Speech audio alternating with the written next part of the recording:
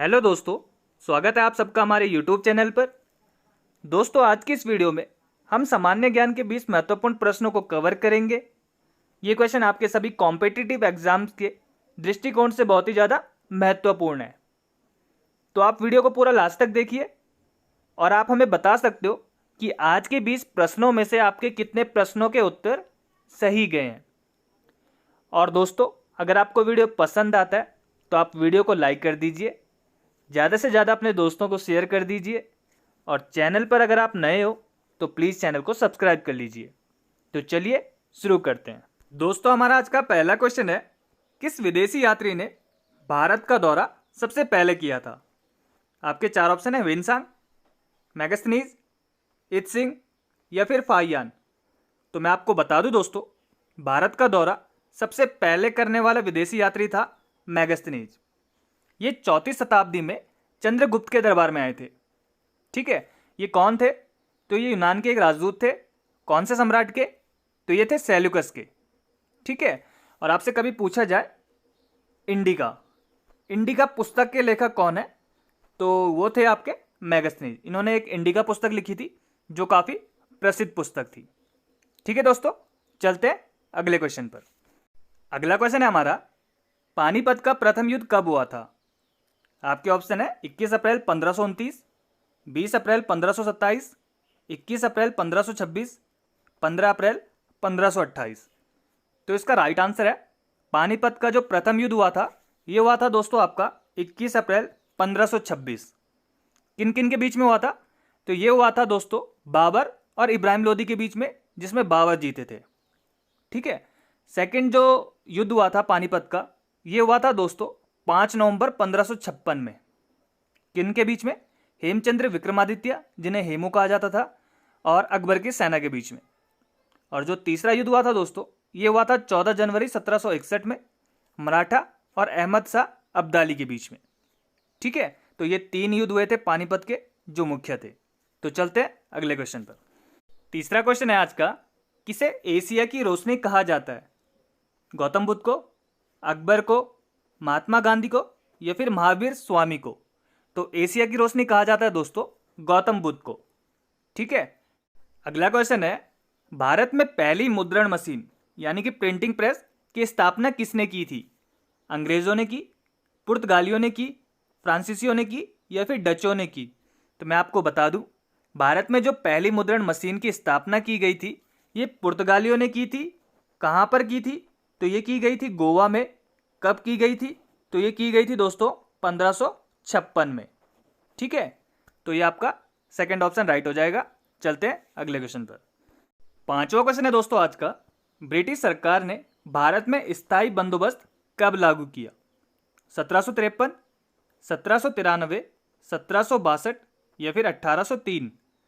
तो ब्रिटिश सरकार ने भारत में स्थायी बंदोबस्त आपका 22 मार्च 1793 को बंगाल में लॉर्ड कॉर्नवालिस के द्वारा लागू किया गया।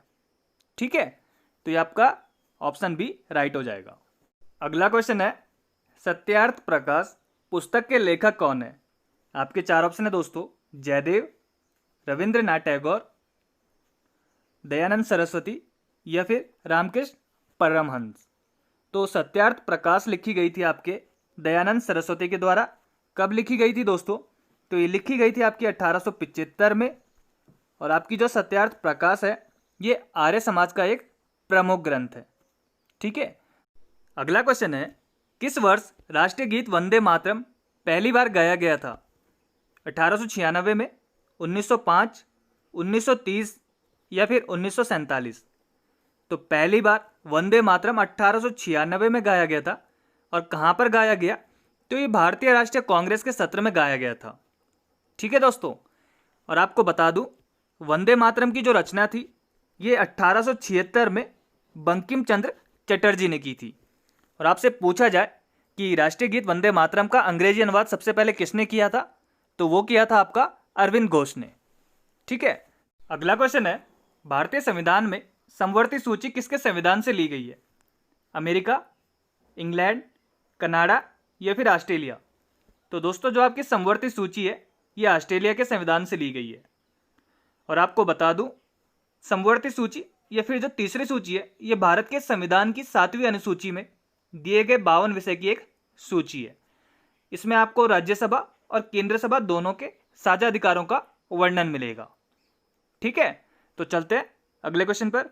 अगला क्वेश्चन है, भारतीय संविधान के किस अनुच्छेद में प्रेस की स्वतंत्रता दी गई है? आपके ऑप्शन है अनुच्छेद 14 में, अनुच्छेद 25, अनुच्छेद 21A या फिर अनुच्छेद 19 का फर्स्ट। तो आपका जो प्रेस की स्वतंत्रता है ये आपका अनुच्छेद 19 फर्स्ट में दी गई है। आपको बता दूं, आपका जो अनुच्छेद 19 फर्स्ट है इसमें भाषण और अभिव्यक्ति की स्वतंत्रता के अधिकारों का उल्लेख है, और जो इसका उपखंड सेकंड है इसमें जो ये अधिकार है इस पर पाबंदियां लगाई गई हैं। ठीक है, तो इसका आंसर हो जाएगा आपका ऑप्शन चौथा राइट। आज का हमारा 10वां क्वेश्चन है, भारत के उपराष्ट्रपति के पद पर लगातार 2 बार कौन रहा था? आपके 4 ऑप्शन है, doctor S Radhakrishnan, doctor Shankar Dayal Sharma, R Venkataraman या फिर वीवी गिरी। तो इसका राइट आंसर है आपका डॉक्टर एस राधाकृष्णन। भारत के उपराष्ट्रपति के पद पर लगातार 2 बार रहे थे डॉक्टर सर्वपल्ली राधाकृष्णन। ये रहे थे आपका 1952 से 1962 तक। ठीक है दोस्तों, अगला क्वेश्चन है, भारतीय लोक प्रशासन संस्थान की स्थापना कब हुई? मार्च 1950, मार्च 1951, मार्च 1953 या फिर मार्च 1954। तो मैं आपको बता दूं, भारतीय लोक प्रशासन संस्थान की स्थापना हुई थी आपकी मार्च 1954 में। ठीक है, इसके संस्थापक कौन थे? तो इसके संस्थापक थे दोस्तों पॉल एच एपलबी। ठीक है, और इसके प्रेजेंट टाइम में जो प्रेसिडेंट है वो है आपके सी चंद्रमौली। ठीक है, तो चलते हैं अगले क्वेश्चन पर। अगला क्वेश्चन है, भारत की प्रथम औद्योगिक नीति की घोषणा कब की गई थी?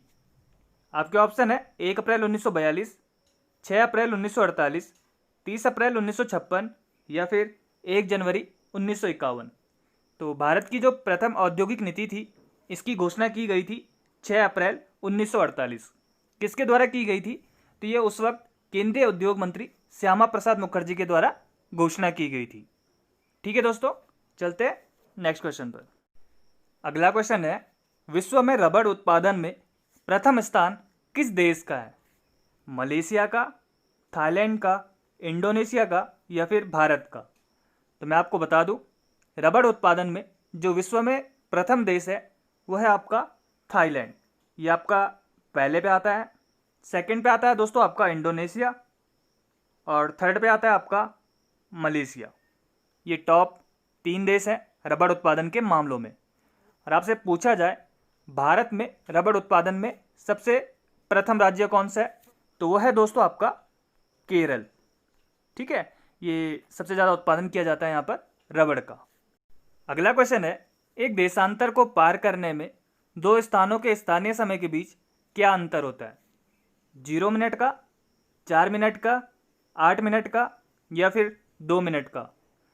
तो एक देशांतर को पार करने में 2 स्थानों के स्थानीय समय के बीच 4 मिनट का अंतर होता है, यानी कि आपका ऑप्शन बी राइट हो जाएगा। और आपको बता दूं दोस्तों, किसी विशेष समय पर सभी स्थानों का जो स्थानीय समय होता है ये आपका भिन्न भिन्न होता है। ठीक है, और बात की जाए 15 डिग्री देशांतर के अंतर पर, तो समय में 1 घंटे का फर्क आता है। ठीक है, जब क्या हो 15 डिग्री देशांतर के अंतर पर। और बात की जाए आपका प्रत्येक डिग्री देशांतर के अंतर पर, तो ये फर्क होता है आपका 4 मिनट का। ठीक है, 15वां क्वेश्चन है दोस्तों, निम्नलिखित में से किसे विश्व की छत कहा जाता है? कराकोरम, पामीर, क्यूनलुन या फिर तियानसान? तो आपको बता दूं, विश्व की छत कहा जाता है आपका पामीर को। क्यों कहा जाता है? तो विश्व के सबसे ऊंचे पहाड़ों में से एक है आपका पामीर, इसी कारण से इसे विश्व की छत कहा जाता है। यह आपका मध्य एशिया में स्थित है और इसकी जो एवरेज ऊंचाई है वो है आपका 20,000 फुट। ठीक है दोस्तों, और कभी आपसे पूछा जाए कि आपका पामीर का जो चीनी नाम है वो क्या है, तो वो है आपका कोंगलिंग। ठीक है, क्या है? कोंगलिंग। ठीक है दोस्तों, अगला क्वेश्चन है, किस महाद्वीप को श्वेत महाद्वीप के नाम से जाना जाता है? बहुत ही सिंपल सा क्वेश्चन है। आपके ऑप्शन है यूरोप, अफ्रीका, ऑस्ट्रेलिया या फिर अंटार्कटिका? तो श्वेत महाद्वीप के नाम से जाना जाता है आपका अंटार्कटिका को। ठीक है, और आपका जो अंटार्कटिका है ये सबसे ठंडा महाद्वीप भी है। ठीक है दोस्तों, अगला क्वेश्चन है, बांदीपुर प्रोजेक्ट टाइगर रिजर्व किस राज्य में स्थित है? आपके 4 ऑप्शन है, कर्नाटक, असम, उत्तराखंड या फिर मध्य प्रदेश। तो बांदीपुर प्रोजेक्ट टाइगर रिजर्व आपका कर्नाटक में स्थित है। ठीक है, आपको बता दूं, प्रोजेक्ट टाइगर के तहत आपका 1973 में, ठीक है, 1973 में टाइगर रिजर्व के रूप में इसे स्थापित किया गया था और ये टोटल आपका 874.2 वर्ग किलोमीटर में फैला है।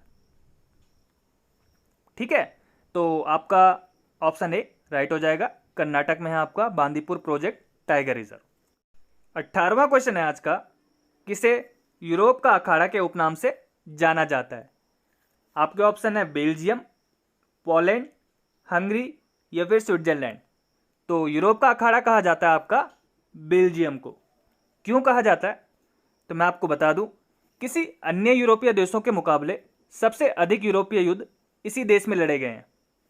ठीक है, और यहाँ की जो भौगोलिक स्थिति है उसके कारण किसी भी अन्य देश के लिए यहाँ हमले करना सबसे आसान होता है।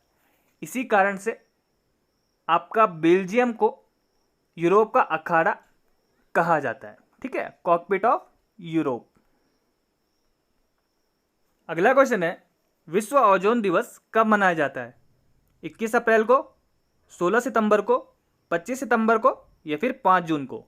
तो आपका विश्व ओजोन दिवस मनाया जाता है 16 सितंबर को। आपका ऑप्शन सेकंड राइट हो जाएगा।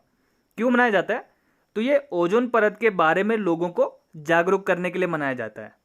ठीक है, और आपको साथ में बता दूं, 23 जनवरी 1995 को, ठीक है, संयुक्त राष्ट्र की आम सभा में इस प्रस्ताव को पारित किया गया था कि आपका 16 सितंबर को विश्व ओजोन दिवस मनाया जाएगा। ठीक है, चलते हैं अपने अंतिम क्वेश्चन की तरफ। आज का हमारा लास्ट क्वेश्चन है दोस्तों, रोमांसिंग विद लाइफ पुस्तक के लेखक कौन है? कपिल देव, देवानंद, शशि थरूर या फिर बिल क्लिंटन? तो रोमांसिंग विद लाइफ पुस्तक के लेखक हैं देवानंद। आपका ऑप्शन सेकंड राइट हो जाएगा। और इसका जो प्रथम प्रकाशन हुआ था ये हुआ था दोस्तों 2007 में। ठीक है, तो रोमांसिंग विद लाइफ पुस्तक के लेखक है देवानंद। और दोस्तों, मैंने आपसे पिछली वीडियो में क्वेश्चन पूछा था, भारत के पहले ग्रीन रेल कॉरिडोर की स्थापना किस राज्य में की गई है? आपके 4 ऑप्शन थे, तमिलनाडु, आंध्र प्रदेश, तेलंगाना या फिर महाराष्ट्र। तो भारत का जो पहला ग्रीन रेल कॉरिडोर की स्थापना की गई थी ये आपके तमिलनाडु में की गई थी। ठीक है, तो इसका ऑप्शन ए राइट हो जाएगा। और आपके लिए आज का क्वेश्चन है, पैकमैन नामक प्रसिद्ध कंप्यूटर किस काम के लिए बना था? बैंक के लिए, शेयर बाजार के लिए, खेल के लिए या फिर पुस्तक प्रकाशन के लिए? ठीक है, तो आप इसका आंसर मुझे आज कमेंट बॉक्स में दे सकते हैं। तो आज के लिए बस इतना ही दोस्तों। उम्मीद है आपको वीडियो पसंद आया होगा। अगर आपको वीडियो पसंद आया तो आप लाइक कर दीजिए, ज़्यादा से ज़्यादा अपने दोस्तों को शेयर कर दीजिए। और अभी तक चैनल को सब्सक्राइब नहीं किया तो प्लीज़ चैनल को सब्सक्राइब कर लीजिए। और आप मुझे कमेंट बॉक्स में बता सकते हैं कि आज के 20 प्रश्नों में से आपके कितने प्रश्नों के उत्तर सही गए हैं। तो जल्दी मिलेंगे आपसे एक नई वीडियो के साथ। तब तक के लिए गुड बाय, धन्यवाद, जय हिंद।